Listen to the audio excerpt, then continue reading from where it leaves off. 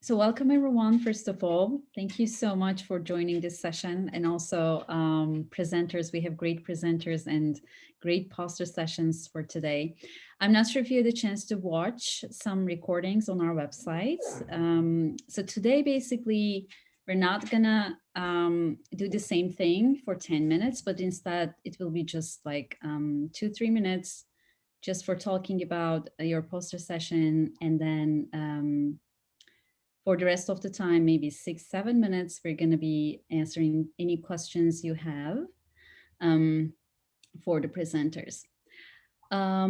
So before we start, let me share a few housekeeping items. Let me bring my notes here. Yes. So we're using automated Zoom captions during the live events, and we will edit the recording transcripts before we share them with you to be more accurate. At the bottom of the Zoom window, you will see a closed caption button. If you would like to use this feature, select closed caption, then choose show subtitle, view full transcript, or change the subtitle settings. And please pose your questions using the chat function that will moderate and discuss with our presenters. So toward the end of like 3 minutes each session, maybe 4 minutes each session, we will read the chat box and we will share your questions with the presenters, and we will get this conversation going all together. So if you have any questions later on, or if you watch this recording and realize that you have questions for the presenters, please use the Padlets in the program so that you can ask questions even after the conference. So let's get started with our first poster session. Marina Broeder, did I pronounce your last name correctly? Broeder. Broeder, yes, from Mission College. And the name of the poster session is Discussion Asian American Immigrants Experiences in Intermediate to Advanced ESL Classroom. Thank you, Marina. Thank you for the introduction. And did you say we have 5 minutes per person? 3 to 4, but so we have one presentation canceled. So yeah, around 4, 5, maybe. Okay, great. So hi, everyone. I'm Marina Broeder from Mission College in Santa Clara, California. And I decided to present about this topic, discussing discrimination and injustice, the history of discrimination and injustice, and student experience in my reading and vocabulary ESL classes. I teach ESL, I teach a lot of immigrants, and I felt, we usually use immigrant experience novels in our classrooms, in our different levels.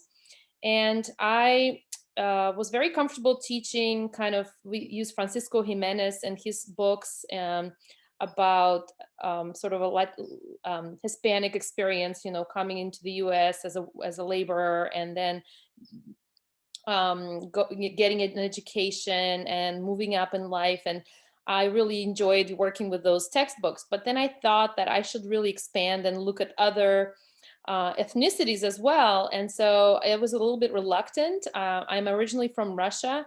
I don't really know a lot about Asian American experience, but I decided that that would be a great opportunity to learn.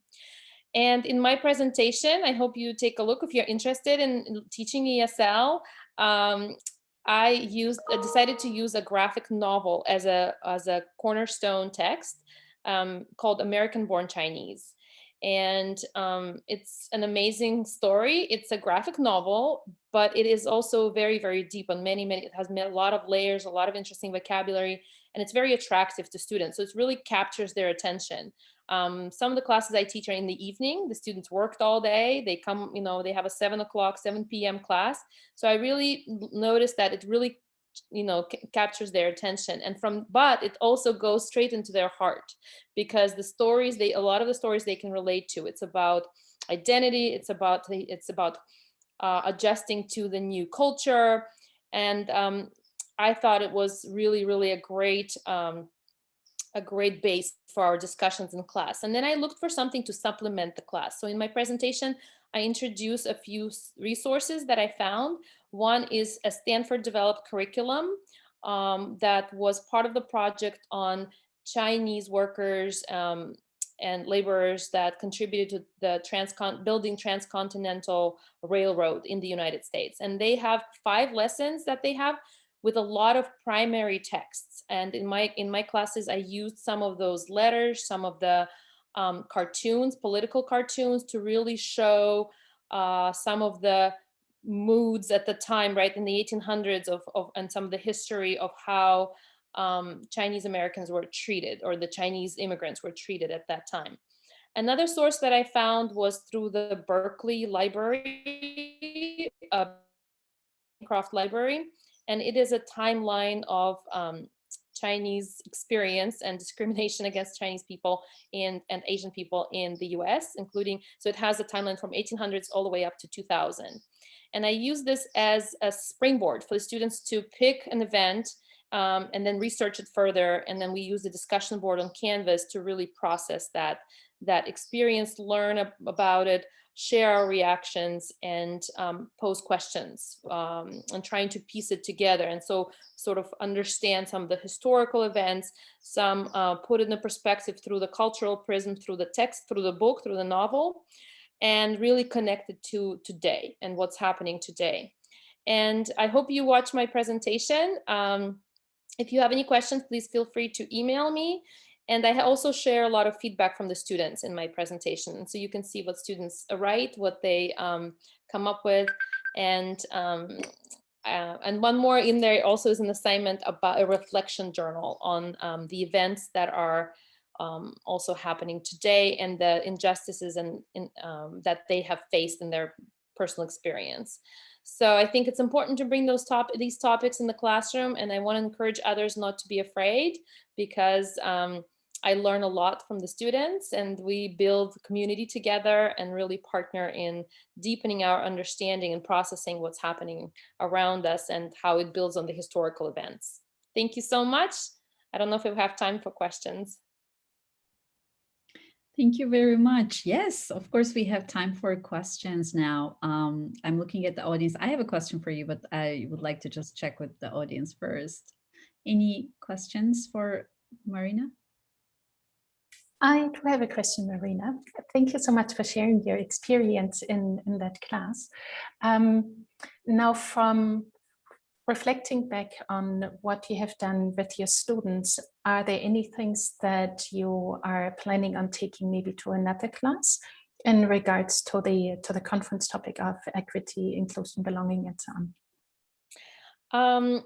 Yes. So in fact, this I feel like I've developed some good assignments and good understanding of the Latino experience and Hispanic experience in the US that I can also sort of highlight in my lower level classes. I'm growing my understanding of the Asian American experience and representation, and really deepening students' understanding of the culture and the bias that's historically been there in the US, especially in our area in San Francisco through the gold rush and all that kind of stuff, and Angel Island being here, or and then also I am thinking about what is the next step for me at the higher level. And I have used also, we have a lot of Vietnamese students in our classes. We have a lot of students from East Asia. And I am looking at also other materials, other sources, and also what is current, what can my students connect to now, and maybe some of the stories about indigenous people and their struggles, but trying to find sort of universal topics, but also always looking at learning something new and highlighting different types of experiences and pathways.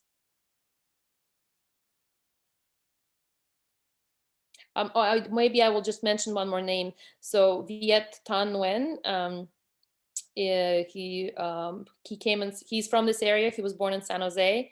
He lives in Santa Barbara and teaches at UC Santa Barbara. He came and presented on our campus, And I have also used his short stories that are available. Actually, it's available in open access. And the book of the collection of stories is called Refugees. And I think I found one that's called, I think it's called Fatherland, that I used actually in the first 2 weeks of class. The students didn't have to, they were checking out the class before census, and it was in open access. And so for 2 weeks, we discussed that short story. And it has the Vietnamese sort of, this idea of American dream, and how students from other countries think of, American dream as just of making it in this country. And then how, what an illusion that can be for many people. It's very thought-provoking. Thank you so much, Marina. Any other questions? So I was going to ask, like, you're talking about Asian American, but I believe this can be implemented in other cultures as well, or also like not for ESL only or ESL only, but for other maybe areas as well, right? So I was just thinking this will be a great tool to use in many classes to bring self-awareness and yeah, don't you think so? Or yeah, I think so. And I think reflecting, so I had an experience when I was teaching this 2 years ago, right? We didn't have this rise in violence against Asian Americans. And I remember a white student from France was in my class, and she's asked the class, she said, why are we studying this? How is this relevant? Why are we learning about what was about yellow, what is it? Yellow, not fever. What am I trying to say? All these biased words and prejudice that was happening in the 1800s or in the 1900s, right? And how is it relevant to us today? And I mean, these words, this question resonates in my head now. I'm like, look around you now, 2 years later. That's why we were studying it, because the prejudice is so deep in us, and we have to really and we have to be aware why, especially for new immigrants, right? I think for me, to be aware, to know the histories, to be prepared, and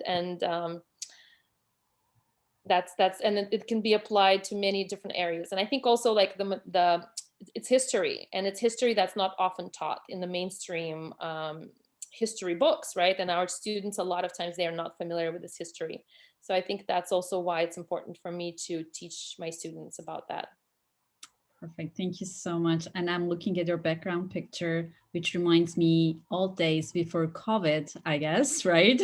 No one is wearing a mask and everyone is so close to each other, which I really miss. Yeah, yes, thank you this so is our much. Spring International Day celebration that usually we have during this time. And this reminds me that we will be back together again, celebrating diversity on our campus. Excellent picture. Thank you. Let's move on to our other presenter. I see Cara, but I don't see your co-presenters. Will they be joining? Denise is here, although I think I'll start us off because I think she might be multitasking. I'll check with her, but okay, sure. Yeah. Yeah. So hopefully I will be able to pronounce your last name, Smulevitz. Right? Yeah, it's just how it looks. Oh, perfect.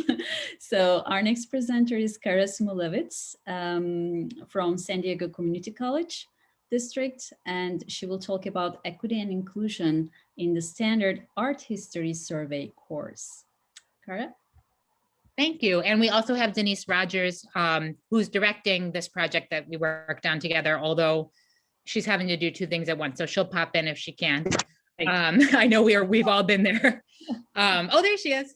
Let me share quickly, just to make it easy access, the link to our video, which you can watch later if you want. It's also on the site with the poster sessions. But the video is a tour of a canvas shell that we're working on together. That's the LMS that our school uses. And it's a project that we have 8 people on. So there's a big team of art historians from 2 colleges within our district who are working together to try and get our courses to align more with the Peralta equity rubric. So we took the Peralta equity rubric as our kind of model, and we're specifically focusing on the aspect of it that's about images. Anyone who's taken like an introductory survey of art history class in college, or even an introductory literature survey or dance survey or anything like that, you know they're very Eurocentric and they're built that way. So the narrative of how time passes is very much built on this model of European artists, and then sometimes it ends with American artists. And so because the curriculum is built like that, it's been especially hard for all of us to figure out ways to make the imagery more inclusive, to bring in other experiences and things like that. So what we did was get all these art historians to share the information that we had together. We all started building lessons together in a Canvas shell that took on specific time periods like the Renaissance, for example, but found ways to look at Europe, not just in a vacuum, right? And look at the contributions of people from other parts of the world and figure out a way to kind of squeeze that in to our curriculum without just like dropping in a random artist of color in a way where they wouldn't necessarily be connected to context. Or a woman artist or whatever. So we're finding ways to try and contextualize more inclusive imagery in our class. So yeah, it's a big team working together. You can see in the video a little tour of what we've done so far. Denise, I don't know if you're able to, but do you want to add anything?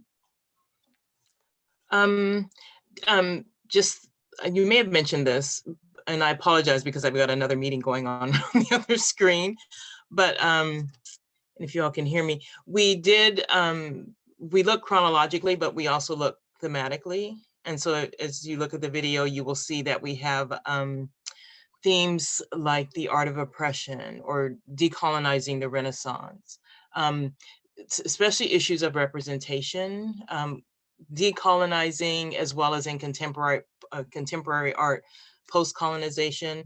These themes that we've broken down include time periods, but we were trying to come up with a way to create some sort of database so other instructors can come and pull specific information and ultimately lead to modules that are kind of prepackaged so that instructors, if they would like to teach a section on decolonizing the Baroque, they have it there with the images that they can incorporate into their course content. So just quickly, Denise, is it like you're creating this library? Is it, can we say that?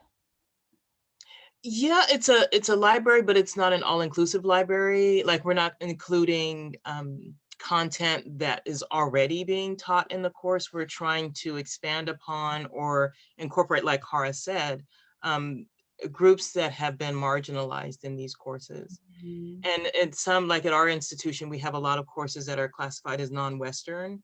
So you have the art of Asia, African art, art of the Americas, pre-Columbian. Ultimately, down the road, we want to ensure that students who are taking a Renaissance to modern class don't have to take a separate class to learn about these other groups. And that's going to require some editing out of some European artists, but we want them to be all inclusive. And we know that we're going to have conversations with other colleges in the state in order to achieve this, because it is a standardized course. So. Perfect. Thank you for sharing. And I'm looking at the audience. Any questions?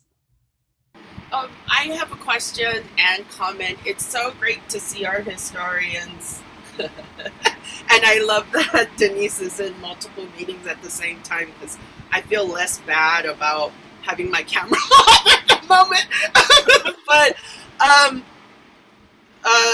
yeah, I think this is great. But also to reiterate a counter narrative, because I always start my Renaissance section with the counter narrative of Renaissance was the beginning of chattel slavery. And so you could tell I'm a rebel rouser. So I want, like, at the end, in a history class, if you're not shocking students, you might not be doing history right, you know? I want that to jump. So yeah, so in addition to images and subject matter, another kind of injection is the counter narrative that isn't included in history textbooks, in our history textbooks. And that, you know, amongst some of the most beautiful images, what's making it possible and what's the underbelly of that is 1450. Portugal and Spain begins their trip in the transatlantic. Slave trade of African people begins at that time, and genocide. So, And we, oh, sorry, go ahead. yeah, just smashing it together. So it's not just about images or different stories, but a more palimpsest view of history, that these are occurring at the same time. Thank you. Sorry. Exactly. And if I can respond, because this is what has been one of our challenges, because just to everything that you just said, yes, exactly. That's what needs to happen with an art history course. And we have sections that we're trying to categorize. Some are articles, some are videos. I'd like to add to that the Dutch East India Company. What happens when Portugal goes into Africa? Right now, textbooks are written so you're getting one perspective, and the conversations that we've had is we need to add in other voices, and we need to add in other viewpoints, and we need to, like I said, disrupt the narrative that has been presented so far, but not, and Cara said this earlier, we don't want to just place artists of color into our courses. We want to dismantle what has been taught, the historical narrative that's been presented so far. And so the discussions have gone along those lines, and it's, I say it's like she said, it's challenging because you have to now remove certain parts or switch the narrative so that you're giving credit to those voices that have been marginalized so far. And so disruption is important, and that's my friend there, Dr. Park. So I know her approach, and it's good to hear your voice, although not see your face. It's good to hear your voice. I can't see your face though. Denise and Cara, I have a question for your database, which is a fantastic thing to create. Are you also planning on involving the students to contribute to that? Because they might be in communities that you are not fully engaged in yet, or where you might not know where the resources are, where the artwork is. That they might be of assistance with that and kind of help build that and bring in even more voices that haven't been heard yet, and bring in those stories as well. Right now it's faculty facing only, but I love that idea. I think that will be such a great project, like maybe for honors project for a student or something like that. Yeah, I love that suggestion. Thank you. But right now it is definitely not ready for students to look at. You know, it looks like a map of a bunch of faculty members' brains, you know, how like we all organize things in different ways and lots of stacks of information. So yeah, we'll make it cuter before we show it to students.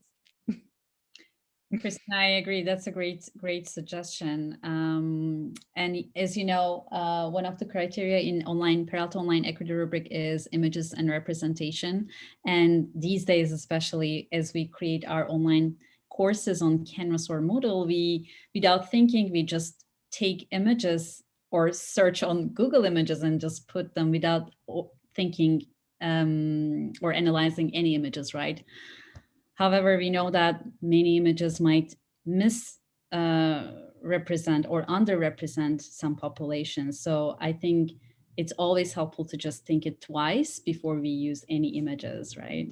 So thank you so much, Cara and Denise. Thank you for sharing your wonderful project. If you don't have any other questions, we can move to our next presenter. Thank you. Do you have any other questions for the presenters? Perfect. Okay. Thank you so much again. So our next presenter is Sherry Muyuan. Is it correct pronunciation? Yep. Okay, perfect. From the City College of New York. And she will be talking about typography in multiple writing systems. The microphone is yours, Sherry. Thank you. So I currently teach at the City College of New York, And we have had a huge group of Hispanic students, but when I started to get to know them, they are students from many countries. And every time when I did a survey of what other languages do you speak or write, it's a full list. and then later when I get even more comfortable with them, some of them told me stories that they came to the United States about like 6 years ago, not even knowing any English.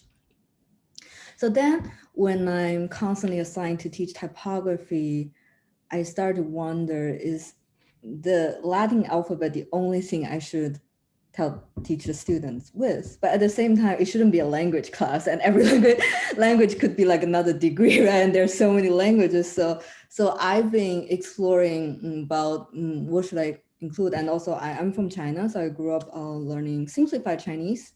But even though I don't know, I cannot write to many traditional Chinese characters. Unlike the people who live in Taiwan, but I can read them. So, but that's actually typography itself too. And also, but in Chinese, it's people thinking square. So every character, because it's pictogram and originally they're actually pictures, gradually evolved to what they look like right now. So every letter is contained in boxes. But other languages like English sit on lines, but not, so like there's baseline and then X height, cap height. But there are other languages like Hindi and Arabic that also sit on lines, but they're just more or less lines to divide the details. So I started to analyze what are the other things I can teach the students without overwhelm them with all the languages. So a couple things I learned is first analyze how we'll make how the character is contained, like Chinese, Japanese, or Korean, we call it CJK in a box, or if they sit on a line, how many lines we can divide it to. And second is how can we simplify the characters but still make it recognizable for people who are familiar with it. For example, my favorite example is Thai. You see there's a lot of circle, but in some fonts, they just got rid of the circle. They assume that you know where the circle is gonna continue after you finish the circle because it always starts with a circle. So some fonts completely got rid of the circle, but they can still recognize it. They use it a lot in their TeamViewer programs and dramas. That's really fun, but it's not about learning all the languages, but how far we can push them, but still make it familiar to the people who are comfortable reading it. And what are the things, because when we teach something important, we're also teaching them what is not important, right? Just like, for example, Chinese is tonal language. So when people learn it, they learned also to hear the tones, while some other languages, when they grew up, they realized, their brain unconsciously realized it's not important to pick up tone, and thus later in their life, it's harder to learn how to pick up the tones because that's not built. So it's about, through teaching typography, helping people regain the eye of looking at other details that might not be in English. That's important. And lastly, it's about how the letters are connected. A best example is Arabic. And in my poster showed some how, so many different ways how two letters could connect from the bottom, go straight, and from up. And that's just another way to think about. And that could also apply back to English, like the handwritten version of some English fonts. So it's just through any subject.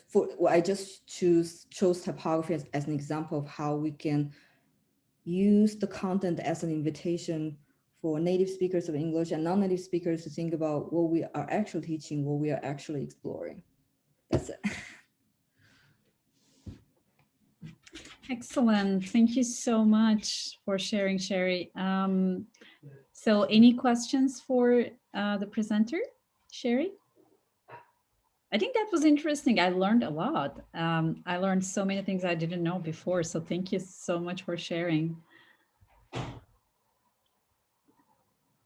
Felicia posted something in the chat that I think is would be really good for all of us to read through, because it's quite powerful. Yeah, do you want to do that, Felicia?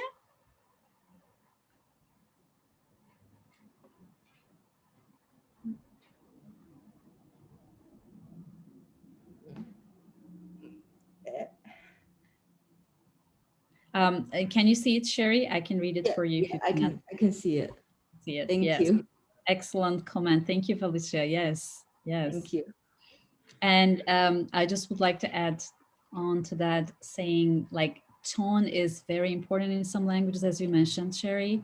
Mm-hmm. And if tone is not that important in your native language, then when you learn a new one, then as you said, it might be, you know, overlooked, which might create some problems, right?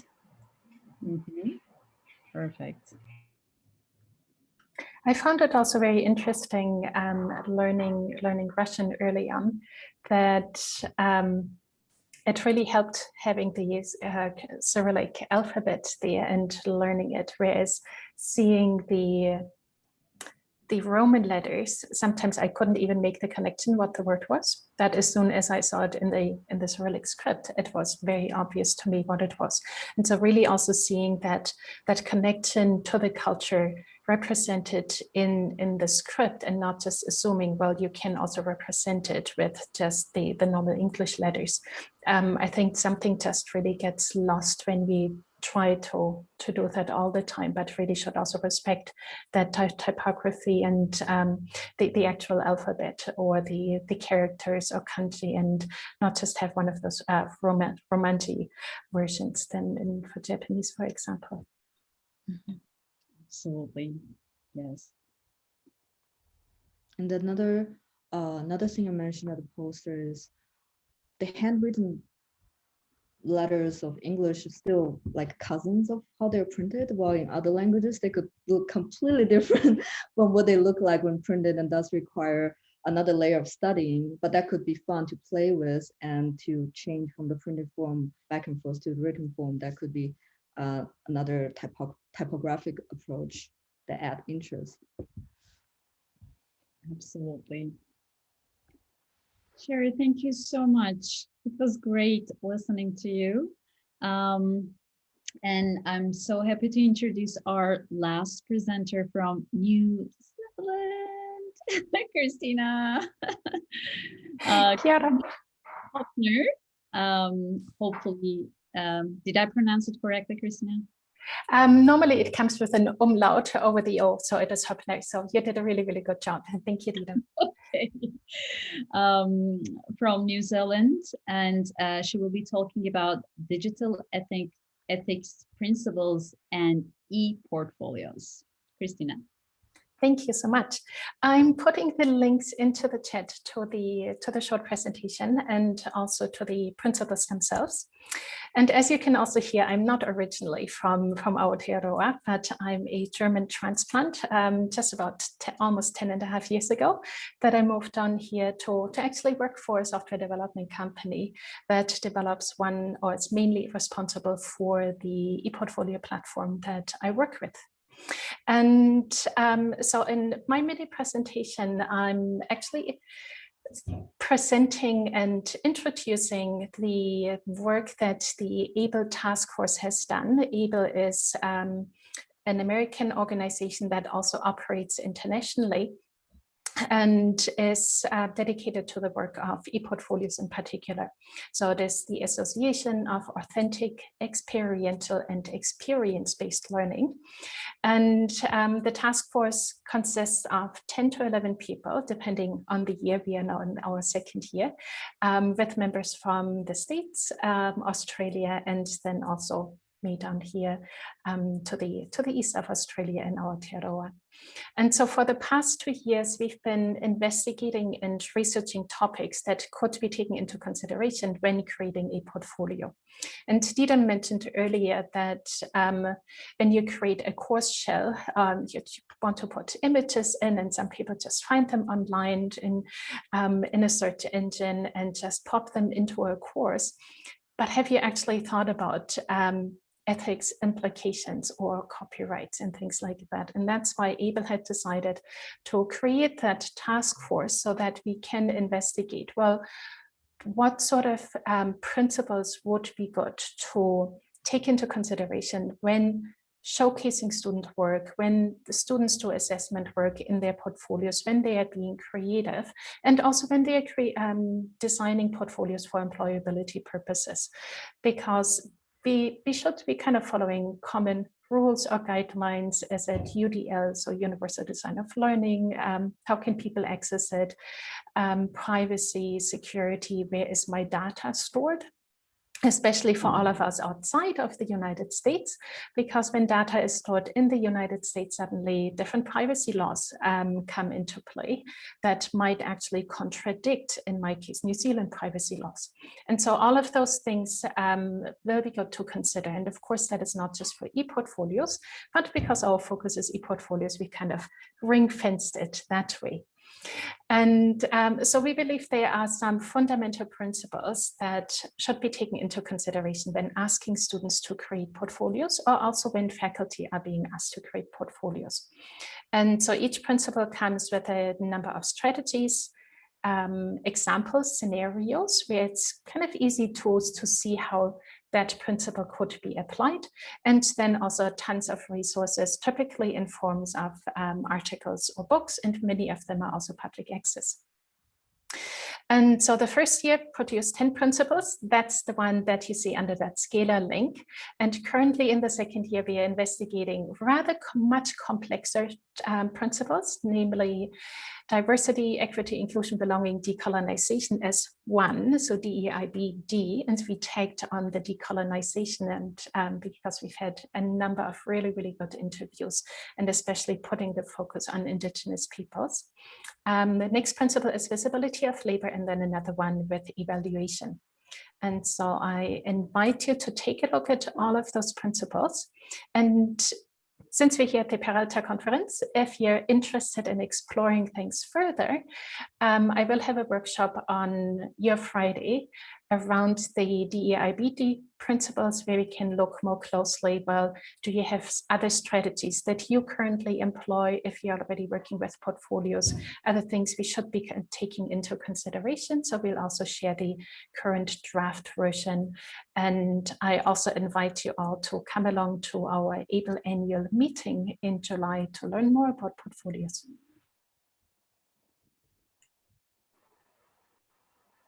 Excellent, Kristina. Thank you so much. Wow, wonderful poster sessions today. So inspiring. So any questions for Kristina?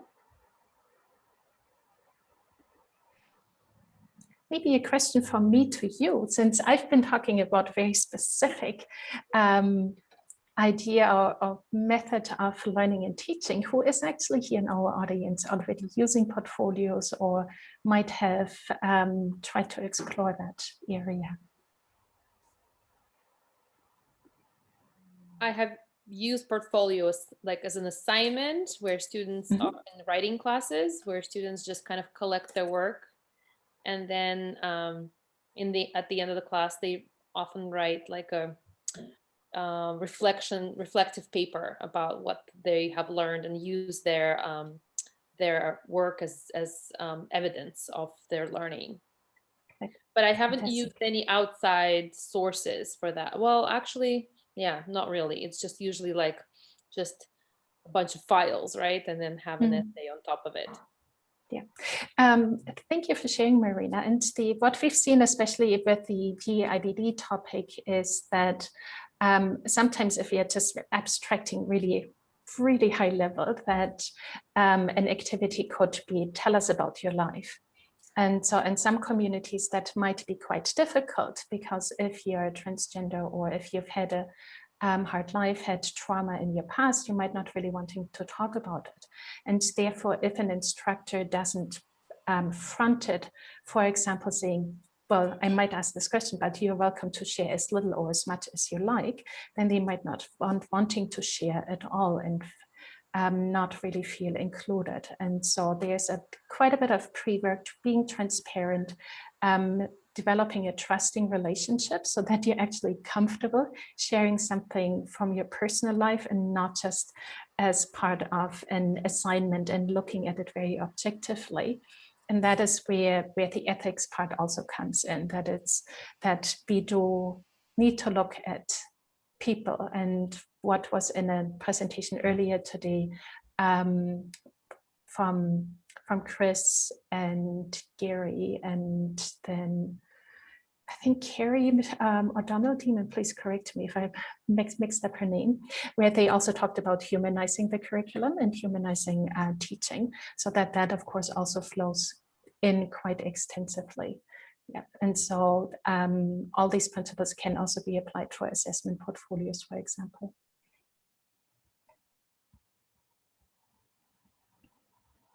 That is great.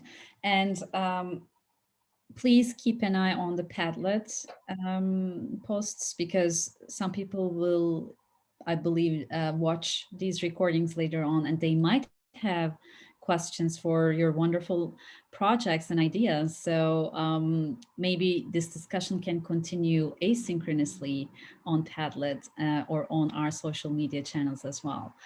But I would like to thank you all. Wonderful ideas, projects, so inspiring. And I would love to keep in touch with you all. So please join our social media accounts, and let's continue sharing ideas, collaborating all together for more equitable practices for our students. But thank you so much again. If you have questions, if you would like to continue the discussion, feel free to stay online. Other than that, we would love to see you again tomorrow morning. We have a session at 8:45, which will be asynchronous, sorry, from 8 to 8:45. And our second synchronous session will start at 9 a.m. So please check the schedule, and hope to see you again tomorrow. Have a wonderful evening. Thank you. Thank you, Dieter, and everybody. See ya. Thank you. Thank you. Nice seeing you. Thank you. Thank you. Thank you, everyone. Bye. Bye, Rita. Bye, Marina. Bye.